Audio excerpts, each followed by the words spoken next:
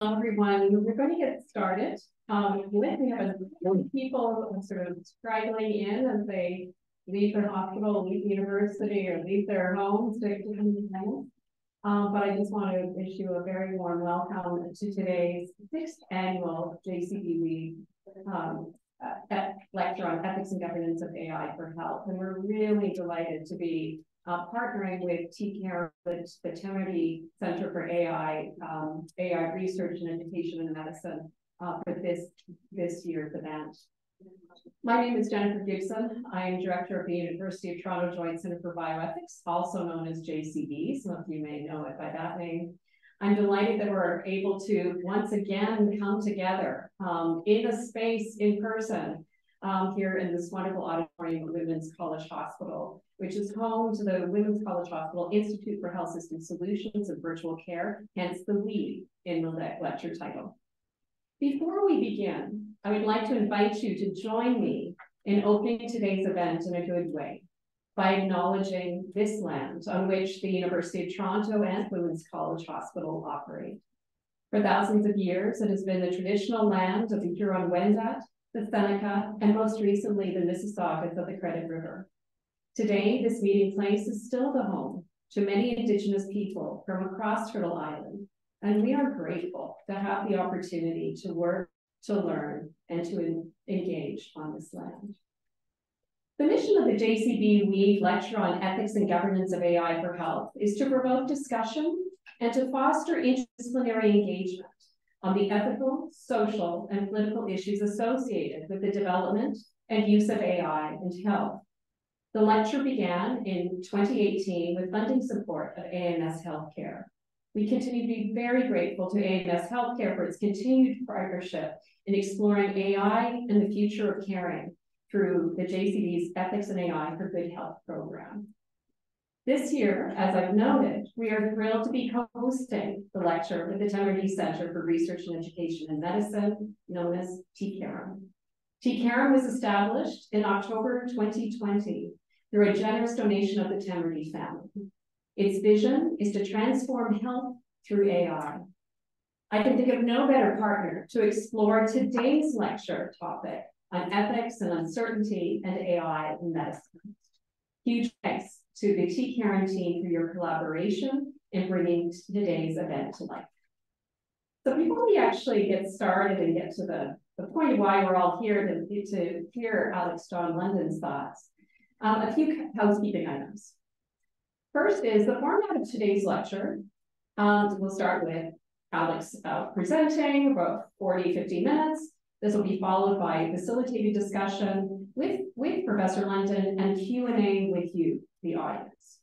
Please note that today's lecture is being recorded and will be posted on the TCARE and JCB websites, as well as the JCB's YouTube channel for future viewing.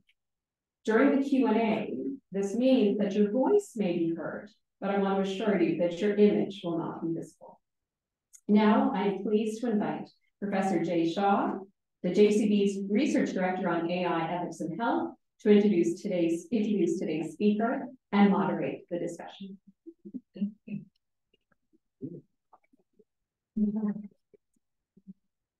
Well, thank you, and thanks, Jennifer, for that introduction.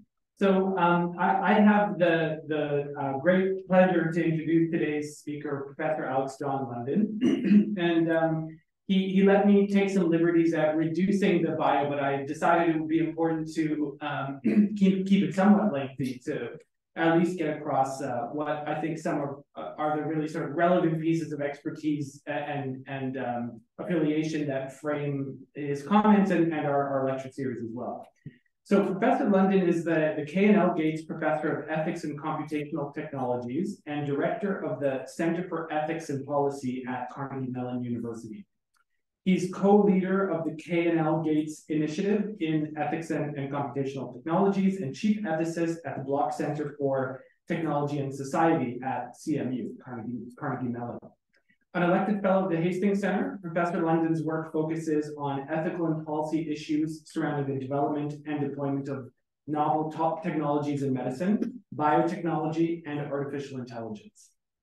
He's widely published on these topics, and consults internationally on policy development for ethical research and innovation.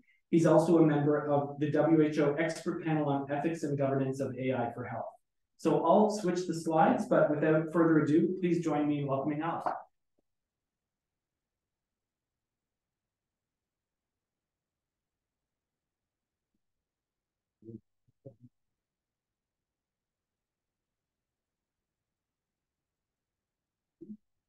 Okay. There's not that feedback. Otherwise, okay.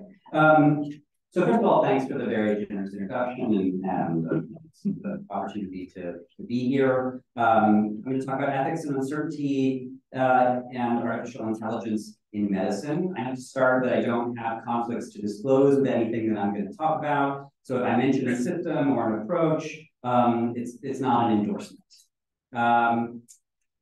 These are the learning objectives, but basically I'm going to start out by talking about what makes AI, the amount of uncertainty in medicine and AI, what makes it sort of challenging, and then where some of those challenges create ethical issues across the life cycle of AI system development, with the idea of trying to leave you with a better sense of some of the challenges that we face in trying to make AI systems that advance the goals of patients and health systems. So I want to start, and this isn't a conflict. I'm plugging my book, but it's free. You can download it for free. My children would really appreciate that. You know, in our retirement, I don't appreciate that. But otherwise, you can download the book for free. But a central argument of the book is that there's a social responsibility to try to generate the evidence and the information that we need to produce social value, where that gets operationalized with this idea that we're trying to make health systems more effective, more efficient, and more equitable. And so we want to reduce unwarranted diversity in the kinds of care that we provide. And we want to focus on best practices. And when we don't know what those best practices are, we want to try to discover what those best practices are. And AI has been embraced as a really important way that we can facilitate this learning process, and then some want to say quickly and easily, and even more cheaply advance these. So my worry, the concern here, sort of that frames the talk, is that so I'm going to call the knowledge ecosystem around AI is inflated by health. So what I mean by knowledge ecosystem is just think about something like imaging in medicine. That if someone said, you know what, I'm feeling down today, not sure what I should do. If someone said, we should have an X-ray, we'd be like, I don't understand X-rays and what they can do, right? And so you might want to say something like, look, not only do experts understand all the different sort of types of imaging technologies that are available to us and what to use when, but a lot of non-experts also have a fair amount of that understanding as well. It may not be as precise, as accurate, and it may not trickle all the way down to sort of people on the street, what you can count on the people in the division of labor within the clinical system knowing enough to sort of be able to interface well with each other. Height degrades our ability to do that. And so the challenge is now that it affects our ability to match what we can do with AI to problems that AI could easily solve with the data that we have.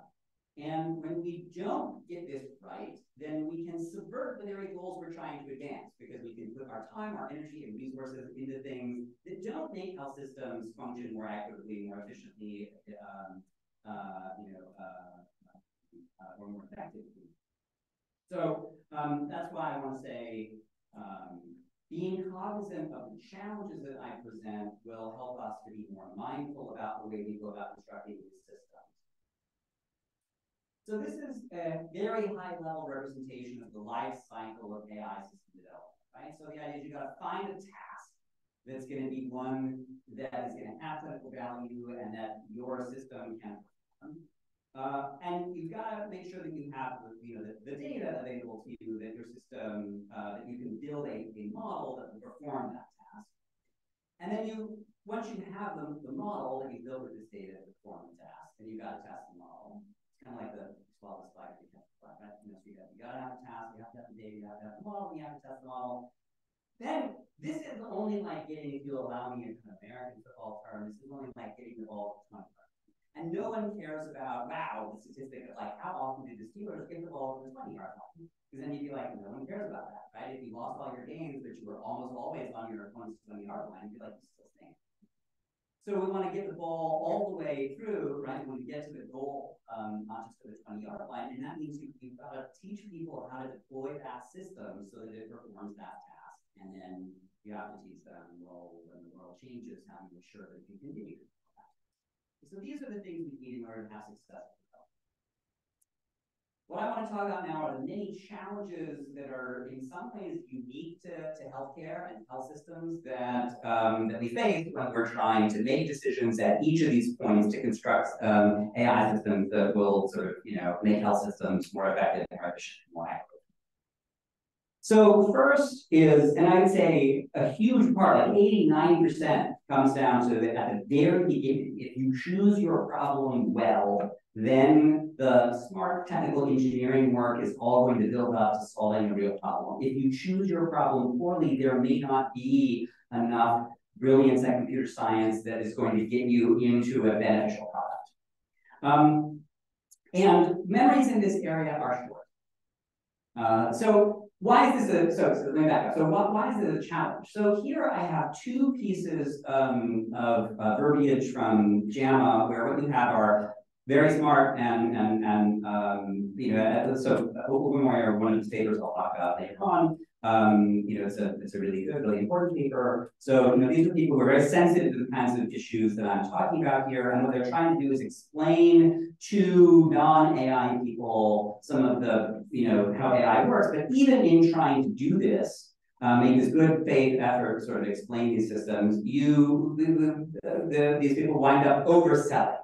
So that what it makes you think of is something like, humans do this and the AI is imitating humans. And so what we get is a kind of digital brain, digital analog, right? So the first quote says, expert systems work the way an ideal medical student would. They take general principles about medicine and they apply them to new patients. Machine learning, conversely, approaches problems as a doctor progressing through residency might by learning rules from data. So the critical part here was supposed to be, do you apply them or do you learn the rules from data? Of course, the kind of like medical student versus resident thing sort of makes you think, wow, like when as you go through, you're learning about a wide range of things. You're developing a much more general type of knowledge than AI systems would develop. Diagnostic AI systems learn by mimicking experts, acquiring examples, or conducting experiments, much as clinicians do throughout their careers. So this was supposed to be a way of law saying, like, here's what a rule-based system is, here's what supervised learning is, here's what reinforcement learning is. But these sort of, in an effort to sort of be like, I want to spare you these really technical details, they wind up making it seem like these systems are doing more than they really are.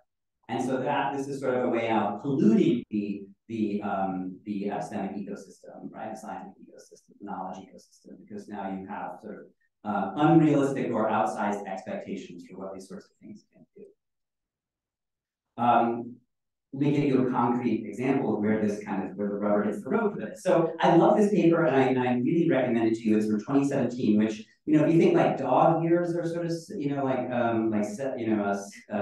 there's a sort of how many human years for dog years, just like how many years for technology, right? It's like technology moves so fast. 2017 is like, in Stone Ages or something like that. I love this paper because when you read it, you're like, yes, it's like mom and apple pie. It's all the things that we want to do, right? The goal of cognitive computing is to create automated information technology systems capable of solving problems without requiring human assistance. So, is this like when they decided on their tests, were they going, let's pick a low-hanging piece of fruit where we know we can kind of nail it? Or were they like, let's reach for the golden apple so that the $3 trillion, in the United States anyway, healthcare industry, we can gobble up as much of that as possible.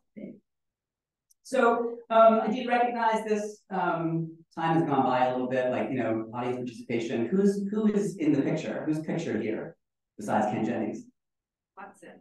Thank you, right? So this is Watson. This is like IBM, puts Watson on Jeopardy. Watson conquers Jeopardy, and they're like, where's Watson going after Jeopardy? And like, Watson's going to medical school to conquer cancer. We're like, yeah, cancer. Like, AI's coming for you.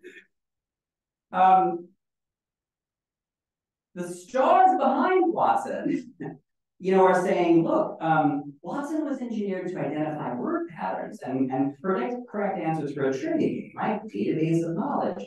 So, you parse what the question was and then search the database of knowledge to retrieve the answer. It's not an all-purpose answer box that's ready to take on the commercial world. So there's a mismatch now between what the technology could do and then what it was being asked to do.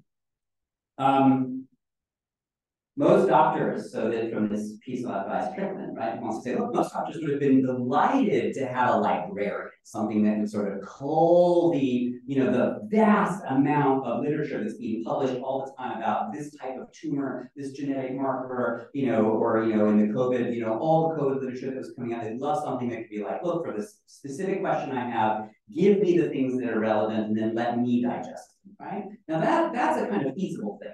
Let's search the relevant databases, let's get all these things together, and then let the human digest them. But the idea was more, well, can we go further? Can we have the AI do some of this stuff? And then you get things like this. New AI systems that augment the role of doctors and engage patients will expand access, lower costs, and most importantly, improve outcomes. And so those are all the things we want. Like that's bomb and apple pie. Like that's what we want. But what does will mean there? Is it that we already are doing it? This is what we hope, like eventually in the limit. MD Anderson, this is another quote from this piece, MD Anderson Cancer Center partnered with IBM Watson to create this advisory tool for oncologists, tool used in natural language processing to summarize patient electronic health records, then search databases to provide treatment recommendations. They canceled the project in 2016 after they spent $62 million on it. I'm assuming MD Anderson just has $62 million like laying around in a party, or we could sort of put this thing in Watson, right? Like this came out somewhere, there was some opportunity cost. And the quote on the left here, right? Like these things will happen. There's no guarantee they're gonna happen. It's not like nature guarantees that if you put $62 million into an AI project, that these things are going, that everything's gonna sort of work out for you. So I think this is an example now of a mismatch of like a piece that was written about the ambitions for cognitive computing, about the hopes for cognitive computing, which is very similar to the pieces that we might write about the hopes for AI medicine in general. And then sort of the reality now about the mismatch that had happened between the task and the capabilities of these systems.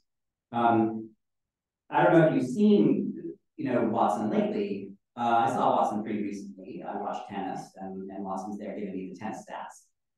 And I was like, that's awesome. Watson finally found like gainful employment. It's really good. I'm glad Watson's doing well. IBM sold Watson, and these are the sort of published, in these retrospectives, people say that it was a total failure. They needed to cut their losses and move on. They sold it for $1 billion. I'm like, $1 billion to a guy like me, that sounds like a lot of money, right? They spent $5 billion on acquisitions alone. And then this wasn't a sort of like a garage thing. It's not like you had a few people in a startup that are like, yeah, maybe we'll sort of shoot really high and see if we can make this work. It's 7,000 employees working on this project at one point. And they walked away from it. And this is an example now where, was it that they had the right task and it was too hard? Or did they go wrong at the beginning and then they couldn't make it work because the system they had wasn't capable of doing what they wanted to, sort of, as it were, sort of from the beginning? Okay, so now you might be like, yes, but we were so young then. This was before the pandemic. Like, we've learned our lessons. You might, there's a lot of large language models. Does anybody remember Galactica? You might not remember Galactica. So its job was to store, combine, and reason about scientific knowledge. That sounds similar to something we've talked about. And you might not remember Galactica because it lasted 3 days. So they put it out there, and it's kind of amazing. It's like, wait, when Meta did this, they're like, we have this model, this is what it's going to be able to do, and then they released it. And then it confabulated or made stuff up, right? And you could prompt it to say racist or other, sort of harmful things. And so it's like, okay, so everybody wants this use case. Everybody wants something that will synthesize the scientific literature, make our jobs easier. What happened in the pipeline now? Are large language models more suited to this task than Watson was? Probably not. So my takeaway from just this first part is if system capabilities aren't aligned with feasible tasks that promote real value for patients and health systems, then your efforts to develop AI can expand unwarranted diversity or variation in medical practices rather than reduce it. And they can alter the distribution of effort without necessarily producing a net benefit for any of your stakeholders. And that's not what we want. Okay, so if the task is 80 or 90%, then a whole bunch of the rest of this is data.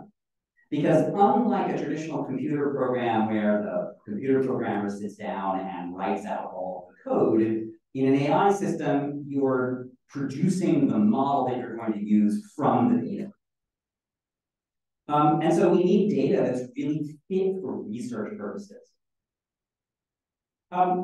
Now, data, this is a place where data gathering is itself a thing that has to happen out in the real world, and the practices for data gathering are very gendered. So what people usually say is the sexy part of AI and machine learning is building the models, the computational part. But of course, the models are ultimately going to get generated from the data. Like the data are the foundations for everything, and this is often viewed as a kind of low value sort of activity. So this paper, I love this paper. I'm not, this is one of my papers, but the title is Everybody Wants to Do the Model Work, Not the Data Work. And so this is a real fundamental problem now. And so they have this problem, this thing they call data cascades, right? Which are compounding events causing negative downstream effects from data issues that are triggered by conventional AR/ML practices that undervalue data quality. And so what they mean by that is they say, look, if you have what I'm calling an unhealthy knowledge ecosystem, where your clients have outsized expectations, and then you have a context where there's sort of high stakes contexts where there might not be a whole bunch of prior data that's sitting around already packaged. So you've got to kind of get the data. Then there's already a first problem in that in our educational context, very often what we're doing is we're saying, well, let's just skip the data acquisition part and move right to, we're giving you the data because we're trying to train you to make these models that make these, how to use them. So we've got a educational context now in which people are kind of given very clean data sets to work with. And so the outsized expectations, right, create now incentives where data acquisition, curation, and preparation aren't really budgeted for. That then leads to, data acquisition, curation, preparation being regarded as kind of like arduous and thankless and not necessarily a pathway to, sort of promotion and success. The educational foci and this context leading to a lack of adequate training on AI data quality, collection, ethics, leading practitioners to be underprepared in dealing with the complexity of creating data sets in high-stakes domains. And the idea then is all of those things lead to difficulty in the kind of collaboration from healthcare providers, computer scientists, data storage people, database people, like all the different people, human people in these human systems that have to collaborate together to make the preconditions for these systems. And then that creates what they call data cascades. So now we're going to talk about a range of issues with the data that goes, that we have available to us in healthcare. So part of it is, who does it represent? And data in your healthcare system represents the people who get access to your healthcare system.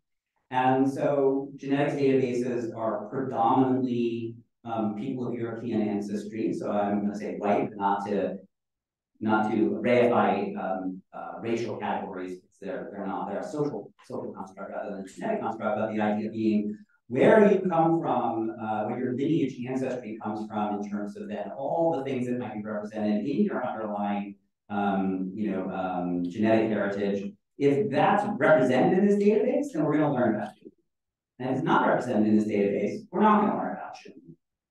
And in this 2016 piece, about 3% of the people whose genetic ancestry is represented in these databases come from Africa. In more concrete terms, so here's a piece, a study that was about training a classifier to look at skin lesions and be able to say, are these healthy or are these pathological? Should you see a doctor or could diagnose what it might be? And if you look now, I'm not a clinician, so I have to be like, well, what are these Fitzpatrick skin types? And so the BMJ had this nice graphic with featuring Olympians, where it's like, here's an example of a person who would fit into one of these Fitzpatrick skin types. And so when they talk about like in their development set, so where they used to train their model, right? In Fitzpatrick type 6, the darkest skin, there were 46 actual people, which is 0.3% of their data set, right? If you look at, say, type 3 here, right, there's like over 6,000, and that's like 41% of their data set, right? There was one person in the validation set, and there was 0 people in the enrichment set. So now, a priori, just from the very beginning, just from the very start, then you could probably make some guesses about this system. You could probably guess if it's going to function more effectively for people who are, in this 2, 3, 4, and less effectively for. So if you look at Fitzpatrick type 1 as well, right? There was nobody in the enrichment set for that either. For Fitzpatrick type 6, it's probably not going to function very well. So what's this example of? Well, system performance is going to mirror the quality of the data that we have, and if you're underrepresented in our data set, likely going to be the case that systems aren't going to work as well for you as people who are more represented in the case, well represented. Now there's also issues though in terms of, well, even if you get access to the healthcare system, does the healthcare system produce data about you that's accurate? And so there have been a couple of papers, I have 2 here, that were about the performance of peripheral oxygen measurements for, because they use green light. And you put your finger in the pulse oximeter.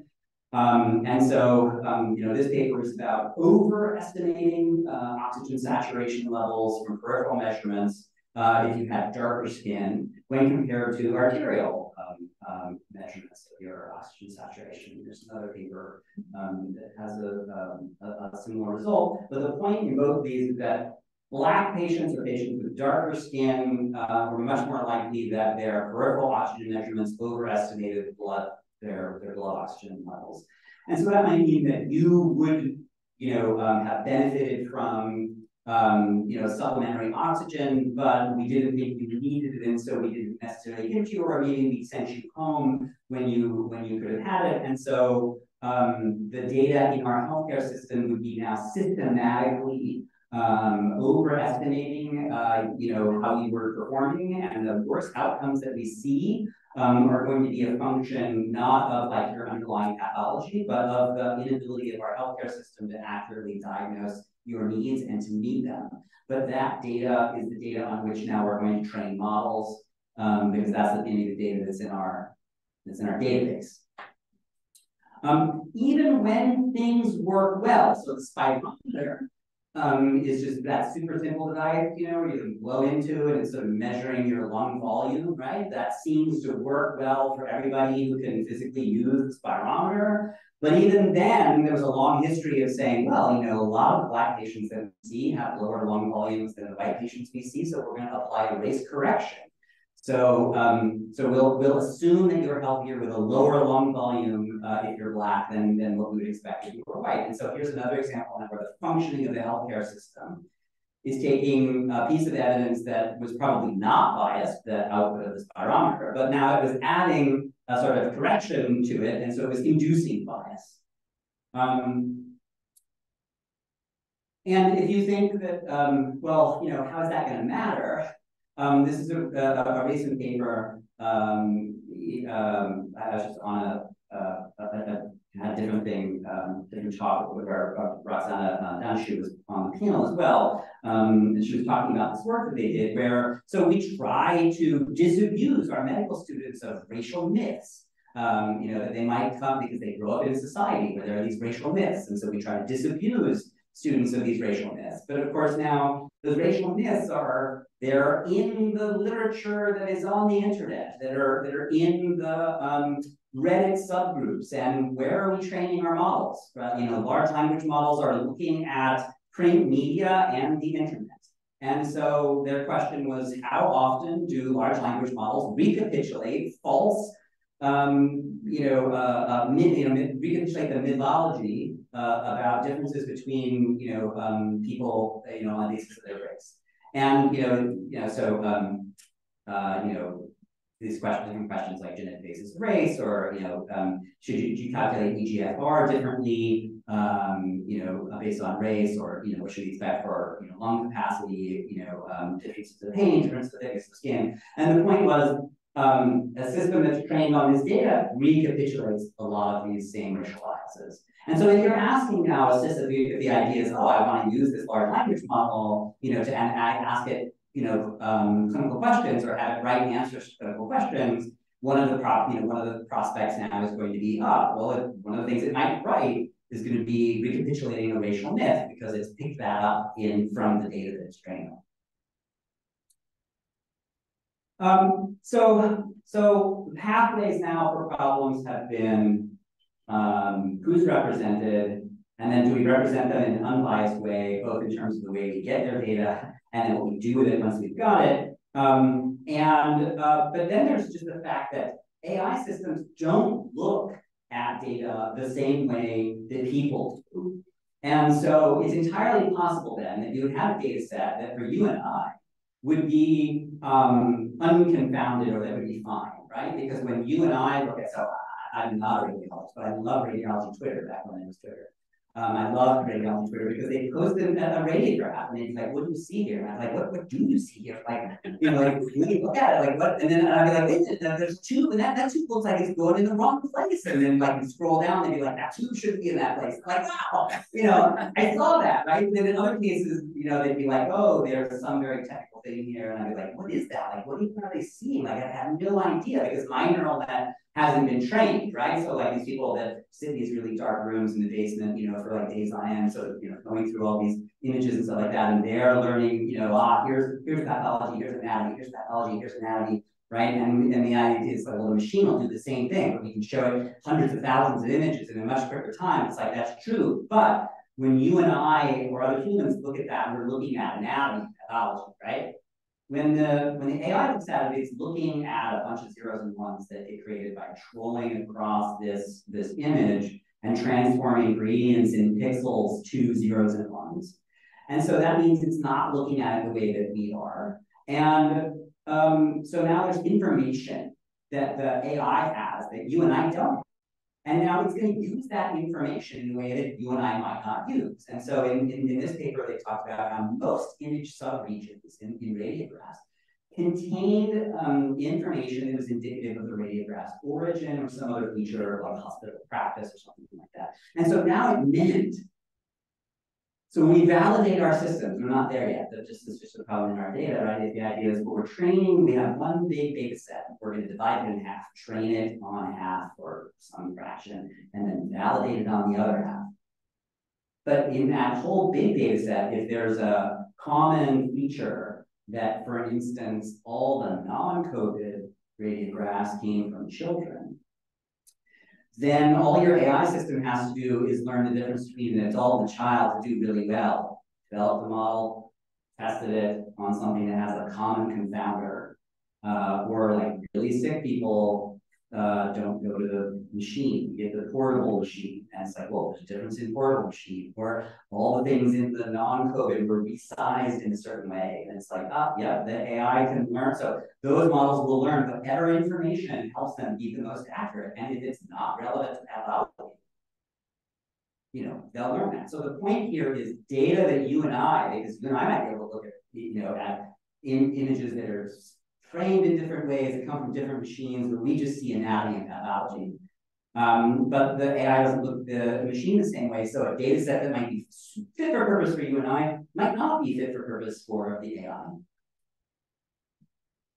This is just another paper about the same thing where they hide the pathology.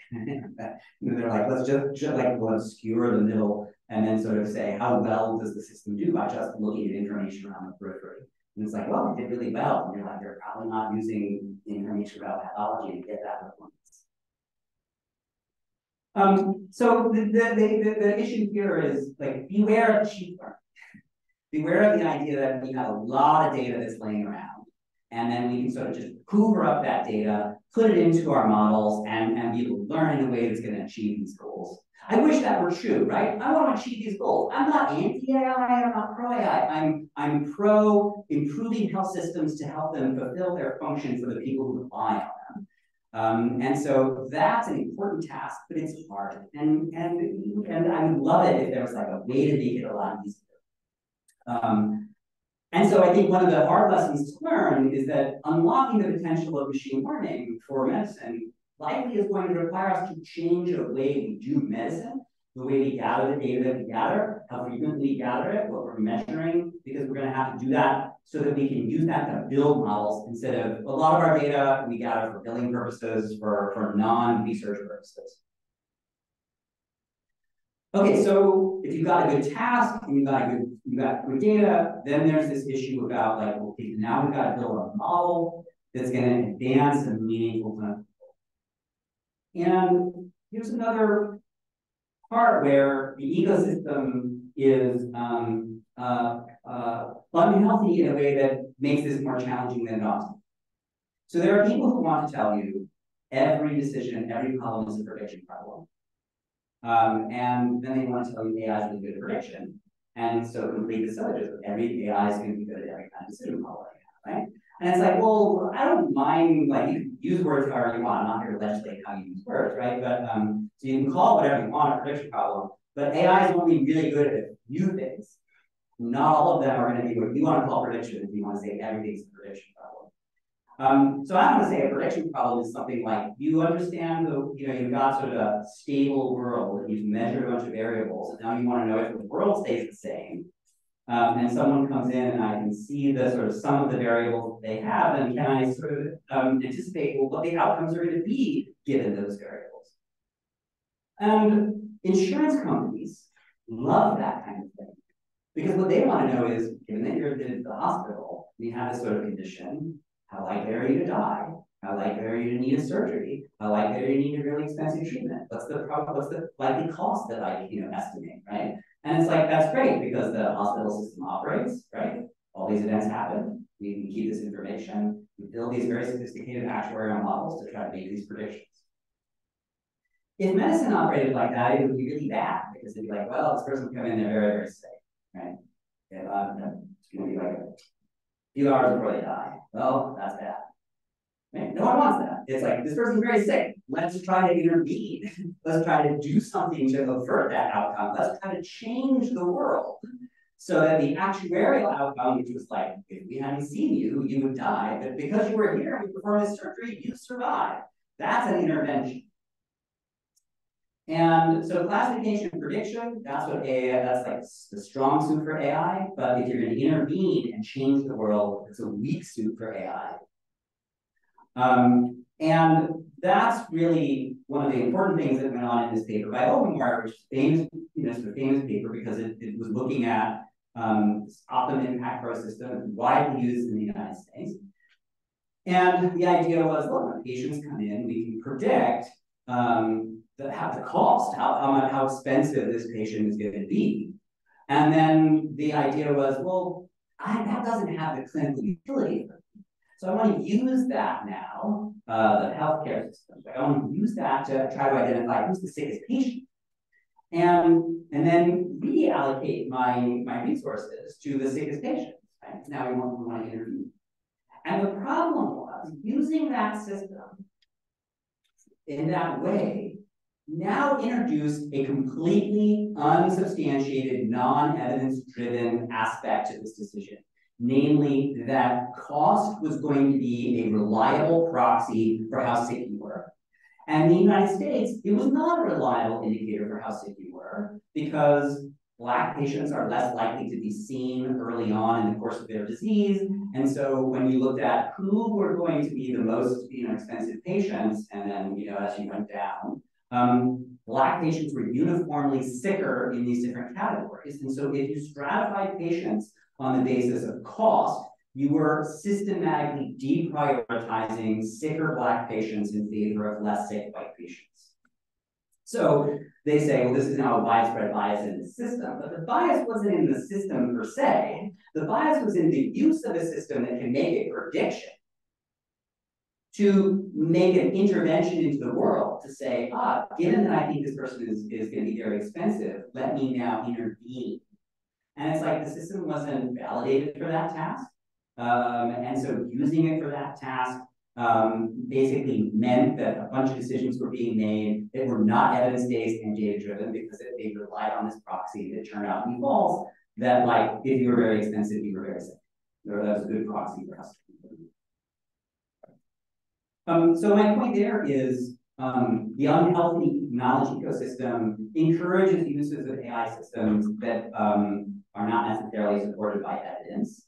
And likely to result in biased outcomes. And part of that is because we don't say to people, these systems are really brittle and they're very narrow, they can do one thing, right? If you go back to that very early slide where it was like, yeah, going through this is like you're learning like the way a resident learns. Then they're like, well, once I teach a resident how to do something, like they generalize, they can extrapolate, they can do lots of other things. It's like, no, AI systems right now, the generation that we have, they can't do that. They need to do the one thing you train them to do. Okay, so you spend all your time getting my tasks, looking at data, you're going to sort of tell people exactly what you want the models to do, you understand that they can be very brittle. Now we have to validate these systems. This is a real weak spot. And part of the reason that it's a weak spot is it's a weak spot in the clash of cultures. So if you're a drug developer, you're used to having to go through a, preclinical research, a phase 1 trial where you're sort of just, like looking what's exploring dose. You're looking then like a phase 2 trial where like we think we got the dose, now we want to see like what happens to that, how does that drug diffuse through the body, how does the body respond, what are the concentrations over time, and we see any really bad signals of like safety, like adverse outcomes, but it's still really small. Maybe you will see some good events, but they're really small, so I don't believe it, right? And then it's like, once we put this whole intervention ensemble together, I want to understand like this drug at this dose, at this schedule for this patient in this way, then we'll run a large confirmatory trial to see if we're right about that. And most things turn out not to work. And half of the things that don't work in the phase 3. After we've done all this and we spend close to $1 billion sometimes to bring this drug to this trial and run this large scale trial, turns out we're wrong. So a lot of things in medicine, there's a lot of uncertainty. There's a lot of spurious signal, right? There's a lot of times where it's like, wow, we think this works, but it's like, well, those patients would have survived anyway. These people are going to die anyway. Right? Like, you don't know. It's hard to learn what the counterfactuals were. And so there's a lot of, so it's very disorienting. When I came into this space, right? I read the individual papers, and the individual papers were like better than human performance, ready to go into the clinic. And then I'm like, wow, this is like, we're batted out of the park, right? And then you look at the systematic reviews, and they're like few prospective trials, performance measures that aren't really clearly linked to clinical outcomes, high risk of bias. So these are two relatively, older systematic reviews. This was so during COVID, there was lots of effort. Tons of people were like, we have all these radiographs or CTs of patients with COVID that have that very classic, like ground glassy infiltrates in the lung, like we should be able to build models that will help us diagnose COVID. There's a real question, did you need the model for diagnosis? But then track the, sort of how the patient is doing over time. Lots of people made these models, and then there have been several now, these systematic reviews, and they're like, look, a lot of these, they're not candidates for clinical translation, even though some of them are actually already being used in the clinic. A subsequent review was like, no, there's about a dozen of these where, the people have done a really good job, managing bias and documenting all of what they do. So there's this study about like, what about FDA? So in the drug space, we rely on FDA to sort of set the bar before you get entry to the market to ensure safety and at least efficacy in some population. This review says none of the 54 high-risk devices that were evaluated by prospective studies. So this was all sort of validation by data sets. Among the 130 devices they analyzed, 93 didn't have publicly reported multi-site assessments included as part of the evaluation of the study. So if you were benefiting from some local confounder, and then you go to use this in another health system, you can expect the performance will drop. But we don't know because they haven't been validated in that way. And this is true for a lot of things in AI. So this paper is about spin, but what it basically reports is lots of abstracts that say ready to go into the clinic, but there's no sign of like an external validation. This is true for prognostic models for oncology. It's true for a bunch of other sort of, I didn't want to go through each of these papers. I just was like, this group has put out a lot of them with a lot of systematic reviews. And so it's like, a lot of the same sort of findings that like prognostic models don't get a lot of external validation. The reporting on them is often spotty. There's reason to think that they're prone to or subject to various sorts of bias. Here I think the takeaway is there's a lot of rhetoric early on about like clinical trials are expensive, they're time consuming, they're hard, and we can kind of get around them with AI. And I think the lesson should be, look, the default should be that internal validation isn't sufficient. We need better markers of maturity. So we struggle a long time where you'd see these headlines, right? Parkinson's disease cured.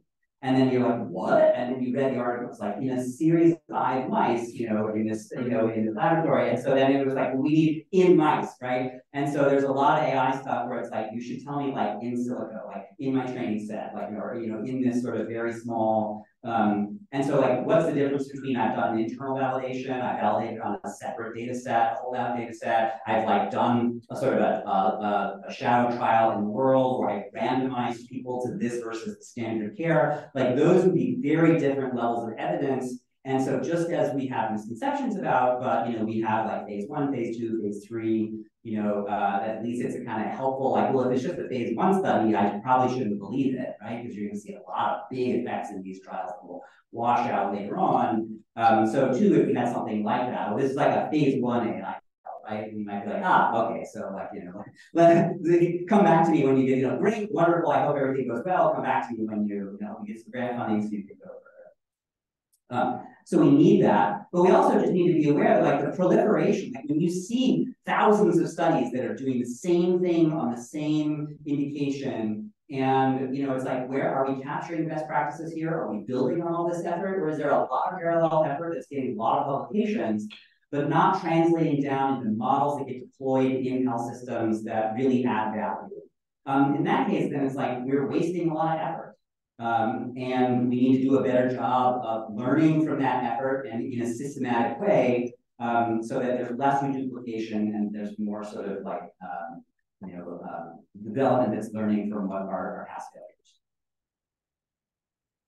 Okay, then the last thing is the last 20 yards, right? So if like even if you validate it, you're like, yeah, like I've gone my way, I've done everything, I'm at the end now. I just need to implement, right? So like I don't want to take you back. Like you probably think COVID is still very fresh, but like the world. So this is sepsis. So sepsis is this host-regulated response, blood infection, and billions of dollars a year, and a lot of morbidity and mortality for patients from sepsis. So everybody wants to detect sepsis early, intervene earlier. And so lots of sepsis detection models, right? Also another case where sort of widespread models that were put out, we later go, they were deployed, but they were low value. Here, this 0 point is the first COVID case. And then, sort of what you see is, these systems where they're trained in a world where there's no COVID. COVID emerges, and now the mix of patients you're seeing in your emergency department or in your ICU, they're different from the mix of patients in the pre-COVID world. And so then these systems are like, you have COVID, you have COVID, sorry, you have sepsis, you have sepsis, and that's the sepsis infection systems, right? So they're like, you have sepsis, and then it's like, is it that we've got a rash of sepsis? Or is it that our model was expecting that patients that have whatever these features are, the sort of elevated, readings, these sort of elevated meta, that they have sepsis, but they just didn't realize there's a different thing out there. And so but part of the thing is you've got this out, it's deployed, you're relying on it. So what is your practice now for sort of being like, has the world changed? We call this distribution shift, right? Like, has the distribution of patients that our models can see and their features, has that changed? So what are we doing now to manage that? And you got to do that, you got to build the art before the ring. You got to have this sort of like, here's how you implement it, and then here are the practices for sort of evaluating it, making sure it's still accurate, and when you should take it offline, and what you're going to do if you want to take it offline. So in that sense, part of what we're trying to do, so I put this in here because my co-author Melissa is here, and so it's like local phone. So like folks who are here working on these issues, we're trying to think of like getting out in front and making sure we think about the AI pipeline in a way that is about like, let's work backwards from like what's going to be real benefits for patients in clinical practice, what's that handoff between the AI and the human systems, and then how can we sort of have a framework that helps us to facilitate the building these models with those goals in mind, so that we don't have to try to deal with them down from the sort of last, but foreground those into so that it's easier to build systems that do exactly what we want. The last thing I want to say now is, so I took you around, so this is a cluttered slide. Basically, this is all the things that we just talked about. And then it's like, well, what do we talk about when we talk about responsible AI? And it's like, well, now we need our systems of accountability across the life cycle. So if you ask me, like, well, how do I know if my institution is practicing responsible AI? Then I'd say, well, have you thought about the roles and responsibilities of the different people at every stage in the life cycle of system development with respect to the issues that I just talked about? So that all the people who are in task development, data gathering, acquisition, storage, utilization, model building, testing, deployment, that they understand their role in the issues that we just talked about. And then there's procedures and expectations so that the role of each of these stakeholders in the life cycle in making sure that systems are aligned with these goals are laid out and they're very clear, and that there's reporting and coordination and oversight so that management teams across these different groups know how to hand off the parts of this process to the other group with a set of expectations where they can sort of be like, I understand what you've done, what I have to do, my role is in the rest of this process. So that I would say, and that's all humans. That's all accountability here is all humans. Human system accountability for taking these things into account, writing them down, having procedures for documenting them, making sure that they're addressed, they're thought about. So the takeaways then are whether AI systems promote social value, that hinges on choices that we make. So AI is autonomous in the sense that once you build it, you have to do the task, you let it go, it's going to do its task. But we have to build it, we have to deploy it, we have to make all these decisions. So all the accountability is about humans and their and our division of labor. The data that we need may not be the data that we have, and that's hard to hear. But we need to do a better job of getting the data that we need. Inflated hype encourages misuse. It makes people feel like they don't need to make changes to get the data that they need. Redundant efforts with shallow development trajectories are going to frustrate the goals of learning health systems, of evidence-based medicine. We need deeper trajectories, that is to say, don't just give me in mice, like take it all the way through the rest of clinical development. And we need to think about how, the scientific reward system. So publishing a paper, that's really wonderful, but what do we do to sort of incentivize moving from in mice all the way through clinical development?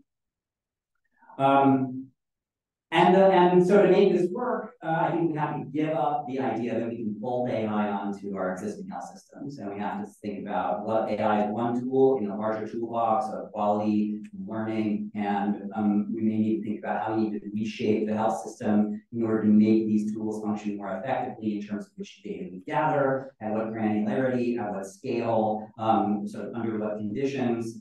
And when is it that we can sort of validate on data, and when is it that the development of AI needs to feed into a clinical trials pipeline where we're actually assessing these things and their performance in the real world? Because I think without these changes, then the proliferation of AI might change the distribution of labor and who gets what, but without, we might wind up sort of being like, wow, Watson doesn't just happen to IBM. We could all have our own local Watson, and you don't want to do that. Thank you.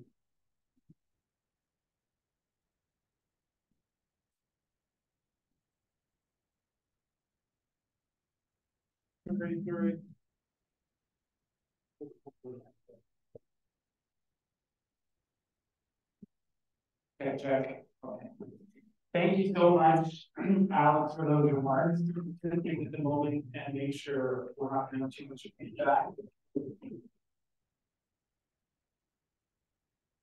Okay. Cool. Maybe we'll try from here. Is that okay? Audio's okay? All right. So just a couple of comments before we dig into so a couple of questions for Alex, and then we'll open it up to comments and questions from the audience as well. So we do have two handheld microphones and two people who will be sort of running those along the side aisles. So if you do have questions, and keep track of those, we'll come around to them. And when you do ask your question, if you can identify yourself, or you could just sort of outline briefly your position, where you're speaking from, what your link to the conversation is. So give good context for Alex's responses. And if you please keep your question brief, that would be great. We'll finish up a little bit before 7. So Alex, you've given this sort of great comprehensive tour of many of the infrastructural foundational things that we need to change to make the most out of or to effectively use AI in medicine and in healthcare. And I think that's it's unique, and it gives a really nice perspective about the sort of choices ahead of us. Are the problems that we most need to solve addressable by AI? And if they are, what are the kinds of changes we need to make to prepare ourselves to use AI to address those problems? And I want to link this with a framing of that issue that you've drawn on in your work elsewhere around the learning health system. So I wonder if you could just talk a little bit about the learning system and how you see that sort of relating to the comments you've made about how medicine itself needs to change in order to make use of AI. Yeah, so I think this language of the learning health system is supposed to be a health system that, as it deals with patients and you see their outcomes and you keep the data on what were all the features of these patients, why did we do what we did, we can sort of improve by learning from sort of, from what we do. And that's beautiful. But of course, you don't see the counterfactual to what would have happened if you'd have done something differently. And so, I had done some work on changing medicine to be much more so that the ordinary practice of medicine involved more randomization. And so that, the fixed sample clinical trial is something that you decide is going to be this many patients, you run the trial's over, you've answered your question. There are these adaptive platform trials where it's the trial never ends. You're randomizing people to interventions. If there's multiple interventions for this condition, if one turns out to be the best, then that might be what people get. But when something new comes along, then you might randomize again. And I'm very sympathetic to these methodologies because I think we're too prone to think clinicians can look into the matrix and see what works and what doesn't. And I'm not sure that's a good. I don't want to bet on that. And in other areas where we don't need to run trials, we don't run trials on building buildings. That's because we know so much about what the equations are, how everything works. We know how the features of the various designs, the materials, all these things. And part of the problem in medicine is so there's an analogy where it's like we can do so much with the game of Go. We can train things that beat everybody. AlphaGo could beat when it was developed. It could beat all the humans who play Go. And it's like we know the board.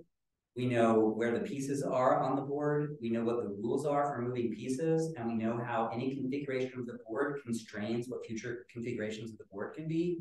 In medicine, we don't know what the board is. We don't know what the pieces are. We don't know what the rules are that govern the pieces. And so in that sense, it's just a very different, the model that you might think about how to learn from a construction, is just very often not going to be applicable to medicine, which as a philosopher, I find fascinating, but, as like a developer that I find, well, that's daunting.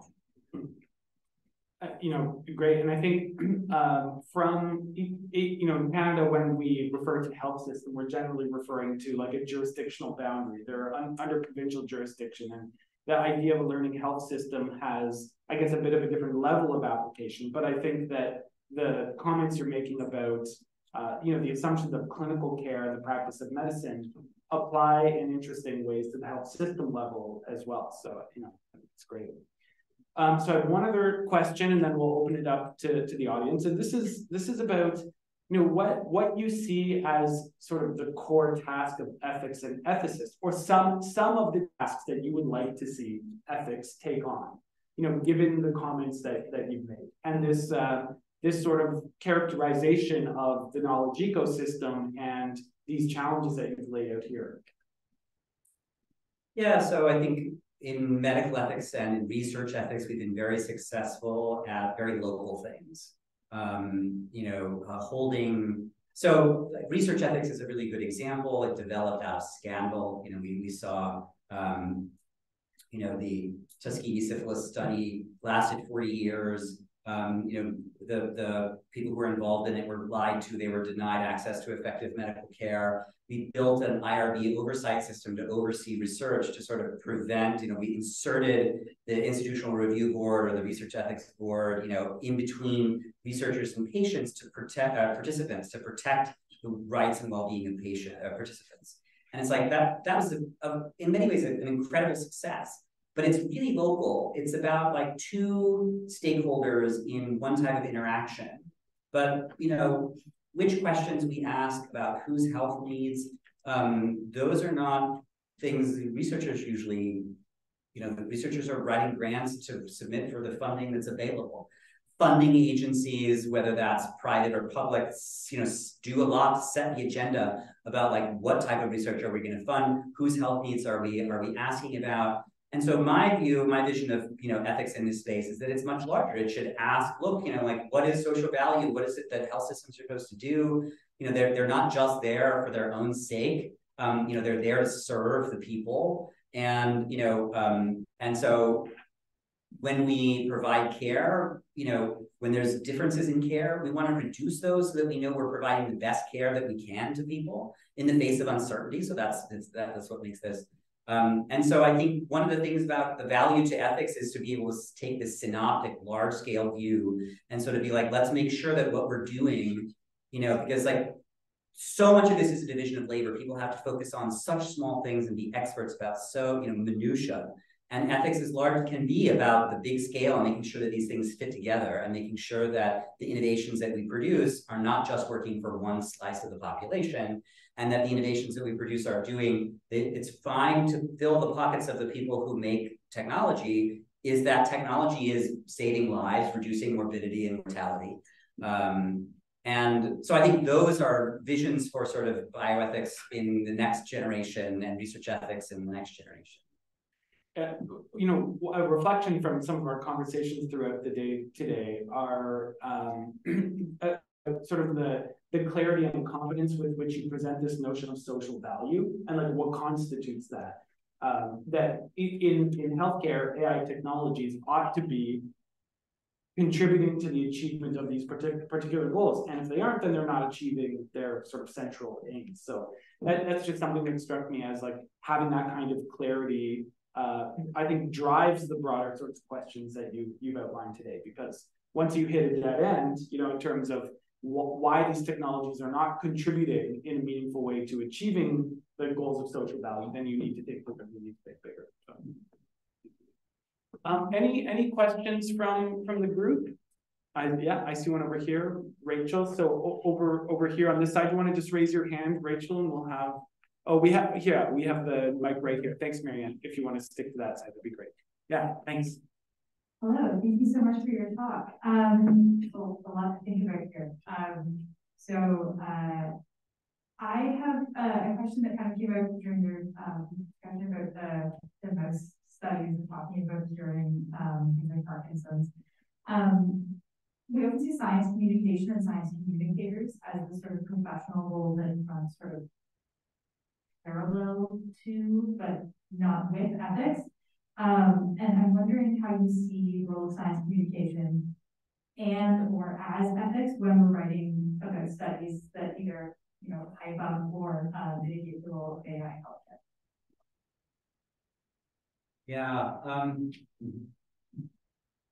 So I think this is a place where the division of labor, you know, like that as a scientist, I can leave science communication to other people. You know, I think we've got to be better about making sure that our scientists are able to communicate their work to people in a way that captures the nuance and what's interesting about it without also sort of overselling. And you know, we have a regulatory apparatus in medicine that sort of helps with some of that, because before you can sell your thing, you have to show that it works somewhere. We need that kind of regulatory constraint in other aspects of medicine, you know, to sort of be like, look, if you're going to tell me that I'm going to get some real clinical value out of this, like, what's the benchmark? What's the evidence, right? And so, because I think there's only so much virtue gets you. And so I like virtue. It's really good. We should cultivate it. We should also cultivate social structures that incentivize people to do the right thing. Great. Yeah. That was fantastic. I'm Paul Angus. I'm the CEO of AMS Healthcare. I'm also a former deputy minister in Ontario. So I was going to ask you, because you just used the word regulation for the first time, I think, in your last comments. And when I sort of think about the problems that you have so clearly outlined, I think that, you know, what would be the role of government, professional bodies, you know, the host organizations where the work gets done, and you just talked about funding agencies. Can you just explore this a little bit further, what you think, maybe just, you know, pick on the regulation issue, because that's pretty topical in terms of where you think governments should play in that space, and what the role. I understand the Canadian context might be a little bit different, but your thoughts would be really welcome. Thank you. So we live in a really strange moment where, if you look at what happens in a lot of other areas of medicine, some of the most vocal voices are deregulators, right? We want to deregulate. What people say there is we get the elephant of regulation off our back, right? But strangely, there's this like chorus from private sector, public sector, lots of like, we need to regulate AI. And so there seems to be like consensus that we need to regulate AI. But then I think when you look at the details about what we mean by that, there's very different. So my personal view is that what we probably shouldn't be regulating AI per se. We should be looking at, so in medicine, when we have regulations in medicine, we should try to extend some of that regulatory authority and some of that to AI that's in healthcare. And then we can treat AI that's in your video game consumer product in a way that's different from the way we, you know, treat it in, like, you know, and on the automotive applications or the, you know, the aeronautical applications, we need to just modernize our regulatory apparatus in these different domains because they're very different, right? Like it's unlikely that when you're flying a 747, you're going to have a hitchhiker, like a stalled car, a person, an emergency vehicle, right? Like the skies are very different from the streets, which is very different from medicine. So I'm worried less about AI for these reasons. I'm worried less about AI that's going to take over the world or make people go extinct. And I'm worried much more about extending the regulations in the concrete areas where we're really using AI now to sort of facilitate, and by this I mean facilitate the production of sound science and facilitate iterative learning so that you don't just get lots of shallow models that are developed, but you get sort of, concrete learning over time that's building on our lessons. And I think there's a role to play there in avoiding market failures, in helping to solve coordination problems. And now how to do that, I think that's more complicated. But I would say, so I favor a much more federated approach, like let's just, enhance the regulations that we have in these different domains and not necessarily create like an AI regulatory authority. I mean, one part of what I worry about that one is sometimes when I read the definitions, how people are defining AI in some of the like it was 2 weeks ago or a week ago, there was like AI regulation week. There were like 15, 20 different documents, that were produced by different people. When I look at how AI is defined in some of those documents, I'm like, what isn't AI? One of them was something basically like, there's sort of data from the world, and then there's sort of feedback from something else. And I was like, my clutch is AI now. And so, I'm worried about like how feasible are some of these things. Like it's sort of this feel good of like, yes, we're going to put out these documents to regulate AI. It's like, is everything that uses linear regression now going to be AI? And so now we're going to, so I don't know why there's this enthusiasm, and I'd like to just see more investment in the local domains that we have now. And there are policy issues around AI that are not necessarily about regulation. Like, for example, it's great to have large acute care centers, academic hospitals, building and innovating and deploying these technologies, but there's also a disparity between sectors of the health system where many are historically and continue to be comparatively under-resourced. For example, home and community support services, despite an aging population. So do they not get to benefit from these technologies as well? And that's an investment issue that goes beyond regulation, but still seems to be system. So there are a lot of issues here that are not going to be solved by regulation, but where we need some sort of policy. So how do we want to distinguish between, look, data-driven decision making in my local care setting? I mean, there's some AI that's just that. Then there's like, I'm developing a system that I want to deploy, and I'm developing that for my local health system. But now I want to take that system and share it with my partners, right? Like, why should only my health system benefit from that? It's like, okay, but the more generalizable you want to make these products, the more it makes sense to say we need some evidence that it's going to generalize outside of this setting. And then there is a question. So if I just keep it here in my institution, I can make more grand claims about it. And it's like, well, no, some of this has to be a function of like, what's the decision that it's making? What are the stakes, that are at stake? And then there's a finite amount of resources to study things. So what are the, how do we prioritize which of these things we're going to evaluate in more rigorous ways? Does that mean we're not going to develop more models that we could develop? Or does that mean there's a list of things where some things we develop and we deploy them, some things we develop and we have to subject them to higher standards? We're in our infancy when it comes to sort of being able to say, here's the category you fit in and the type of oversight that should be, to which you should be subjected.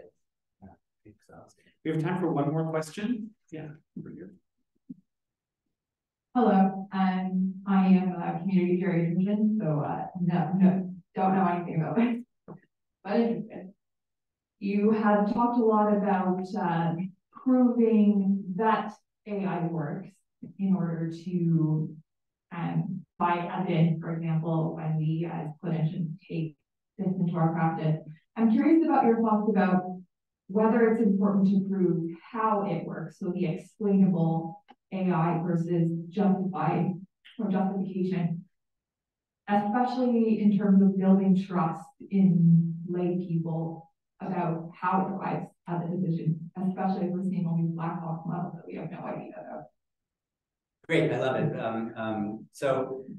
I'm a heterodox when it comes to this question, because I think like you read almost everything out there, and it's like explainability is a necessary moral requirement. I don't think it's necessary. In fact, I think it can be counterproductive. And so I had a paper, Black Box, that's about exactly this. So here's what I'll say without kind of summarize the longer paper, which would be its own talk. But like, aspirin we used for, a long time, 100 years, lithium, there's lots of things where it's like, we know what the effect is that this produces, but we can't explain the mechanism through which it produces that effect. But that didn't mean we couldn't ethically deploy that in our health systems, because when patients are like, I have this problem, and we're like, well, I'm gonna give you this drug, right? Why? This drug has shown to reduce that problem for people like you, right? Or people who have this problem with some probability, right? And so, they might say, well, how do you know that? And it's like, well, let me show you our study, did we do a trial, or the effects are so big, whatever. But it's like the measurement of the effect in being there. All my emphasis now is on like, there are too many people that want to be like, oh, if I understand how this model works, that's evidence that it does work. And it's like, in medicine, we subjected women to radical mastectomy for how many years on the basis of a theory that was wrong, right? Oh, remove a whole bunch of tissue, you'll stop recurrence, right? Reduce probability of recurrence, right? It's a beautiful theory. It just didn't work. And there's lots of examples of this where, high-dose autologous bone marrow transplant, high-dose chemotherapy for women with end-stage, breast cancer. It's like lots of people were like, it's a very, very, intensive treatment. We think it's really, really going to work. Large-scale randomized controlled trial, like no benefit. So a lot of times in medicine, what comes first is the fact that it works or not, which we demonstrate in a trial. And then later science is about how does it work. Sometimes, right, we, and a lot of our drug development pipeline is very analytic. We're trying to make things that use the pathway to achieve this effect. And 90% of things that we try are never approved for anything. It's about like 85, I guess now it's like a little bit that. And half those things fail in phase 3. So in that sense, that the point of that is like we're not at precision medicine yet, like we are precision construction. Right? Like we don't know enough for the theory to be able to support that type of explanation. So if I were a patient and like you came in and you're like, should I use an AI on you or should I do something else? I'd be like, what's the study? Like, is there evidence that the AI is better? Right? And if it's like a well-designed, well-controlled study, then I'd be like, yeah, use the AI. And if it's like the say-so of someone who sold this product to you, then I'd be like, well, what's the alternative and what do we know about that, right? I mean, because it's never about the perfect. It's always like, what in the face of the uncertainty we have, what's the best alternative that's available now? Okay, thanks. So before we thank Alex, just a couple of announcements here. So first, we're interested in your feedback on today's session. So to complete the evaluation and receive a CPD accreditation certificate, you can scan the QR code that Jennifer's just put it up on the screen now, or navigate to the link there for the survey. And if you're having any trouble accessing that, you can always email the email address on the Eventbrite link for access. If you'd like to stay up to date on events, both from the JCB and TCARA, there's a sign-up sheet at the registration table, so you can just please add your email address there and indicate what updates you'd like to receive. Alex, thank you so much for your time today, this thought-provoking presentation and entertaining our questions. I really appreciate your great summaries and your strong engagement with the group and the topic. So thank you. Huge thanks to TCARA for collaboration and support for this year's lecture. It was wonderful working together. And of course, sincere thanks to AMS Healthcare for continuing support on the lecture series. And finally, thanks to all of you for coming and for your great questions. So join me in thanking Alex.